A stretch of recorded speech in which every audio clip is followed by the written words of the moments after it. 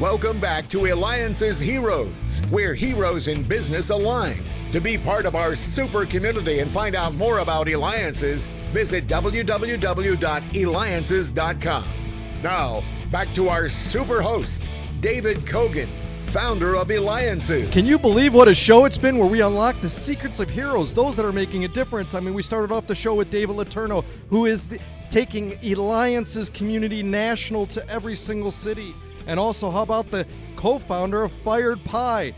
Tons of locations all over. Make sure you go to firedpie.com. And later on, we're going to have Kenny Weiss, the author of Your Journey to Success. Well, listen to this, too. Thank you for the feedback we continue to have from having the interview with the NASA scientist, Hakeem Uluseyi. So make sure you go to Eliances.com to check out our interviews, Eliances.com. Well, are you ready for takeoff? Our next hero served as the 9th and longest tenure, you ready? NASA administrator. He served under 3 presidents, George H.W. Bush, Bill Clinton, George W. Bush. We have Dan Goldin, and you can reach him by going to Eliances.com. That's Eliances.com, the only place where entrepreneurs align. So, Dan, what was it like serving as NASA administrator for so long and so many incredible accomplishments, even like the 120 billion International Space Station? I had to pinch myself every day to say this is it, because at 7 years old, I decided I was going to be a space scientist. And I'm a little ancient, but I could not believe that I was in a place to serve the American people. It was fantastic. I got a chance to go to every state. I went to places where NASA was not, because I wanted young people to understand that anyone in America has a chance to do great things. What is it that you saw at 7 years old that you said, yes, that's what I want to do? My father took me to the Hayden Planetarium at the Museum of Natural History in New York City, and I was amazed when I saw asteroids, rocks that came from space. I didn't even know where they came from. I saw pictures of Mars.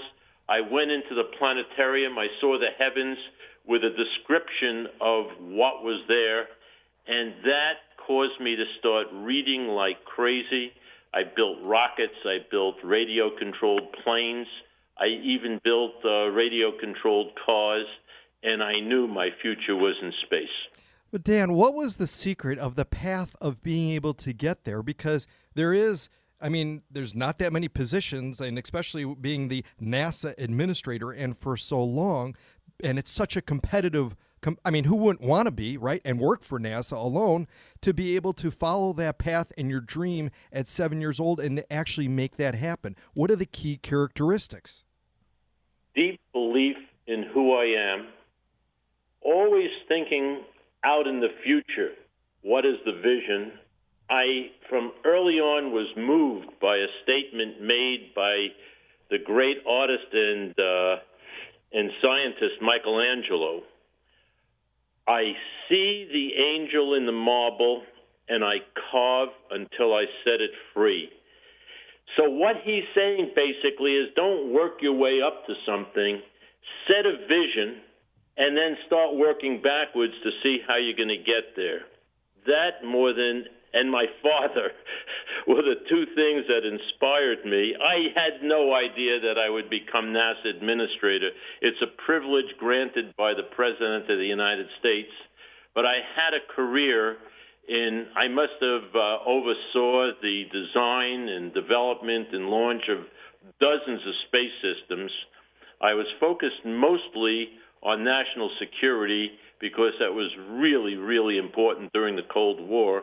And when the Cold War was over, out of the blue, I got a call from the White House, and an assistant to the president asked me if I'd like to be the 9th NASA administrator. It was wild. I couldn't believe it. I would have fainted right there with that call. But you want to know something? Since the Cold War was over and I had worked in a big company, my father, who was the biggest impact on my life, he always felt I ought to have my own company. I didn't feel comfortable doing that because I was so engaged in beating back the Soviet Union. So I was about to start a wireless company in 1992, and my initial reaction was, I'm not sure. But then I got the hug of life from a lot of friends and people I had worked with, and the White House President George H.W. Bush was wonderful. He knew I was a change agent, and being a change agent is a very difficult place to be in the federal bureaucracy. But he had faith in me, and I had confidence in him, so I accepted the job. Unbelievable. And that's right. It's unbelievable that me, David Kogan, host of the Eliances Heroes Show. Make sure you go to Eliances.com. That's ELIANCES.com. It is the only place where entrepreneurs align. Make sure you go there because you're going to be able to hear the recordings of Dan Goldin, former NASA administrator, in fact, 9th and longest tenured NASA administrator. So, Dan, tell me, what are your views on mentorship? It is the essence of those who have been able to succeed. It is pay forward. My father was my mentor.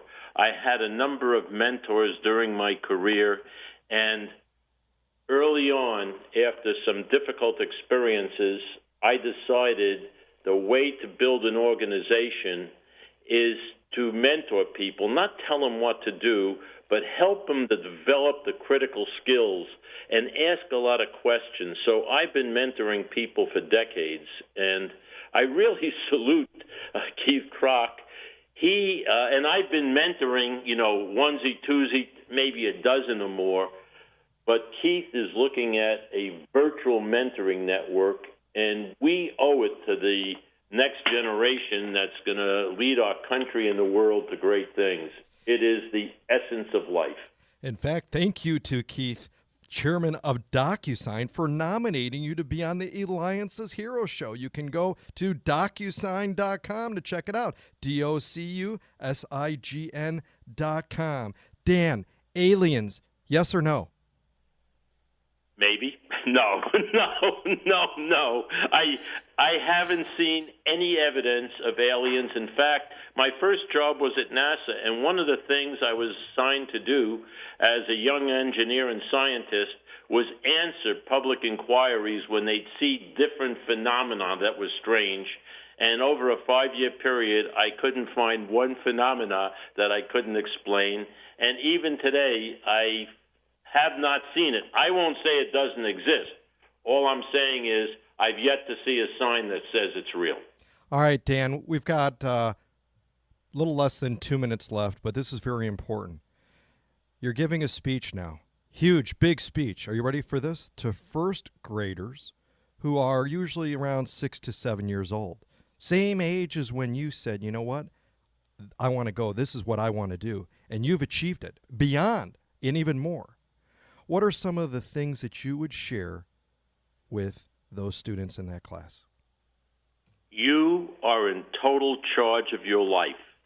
If you believe in yourself, if you have a set of good principles for living, if you work with others, if you work hard and are highly focused, you know what you could do.